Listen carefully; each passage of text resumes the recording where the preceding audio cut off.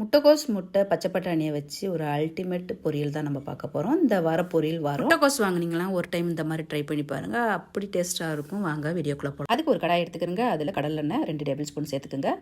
கடுகு உளுந்த பருப்பு, வரமிளகா, கடலப்பருப்பு 2 டேபிள் ஸ்பூன் இதெல்லாம் சேர்த்து ஒரு பெரிய வெங்காயம் கொஞ்சமாக கருவேப்பிலை சேர்த்து வதக்கி வெங்காயம் வதங்கினதுக்கு பிறகு முட்டைக்கோஸை நல்லா கழுவி க்ளீன் பண்ணி இந்த மாதிரி குட்டி குட்டி பீசஸாக நறுக்கி இதையும் நல்லா வதக்கிக்கலாம். வதங்கின பிறகு பச்சை பட்டாணியை நைட்டே ஊற வச்சது, அது ஒரு கப்பு, கொஞ்சமாக மஞ்சத்தூள், தேவைக்கான உப்பு சேர்த்து அது கூட 4 பல் பூண்டை தட்டி இதை ஒரு அரை கப்பு தண்ணி ஊற்றி வேக வச்சுக்கலாம். ஒரு 5 நிமிஷம் மூடி போட்டு வேக வச்சு ஓப்பன் பண்ணி தண்ணியெல்லாம் ட்ரை ஆனதுக்கு பிறகு இது கூட நம்ம 2 முட்டையை மிக்ஸ் பண்ணிக்கலாம்.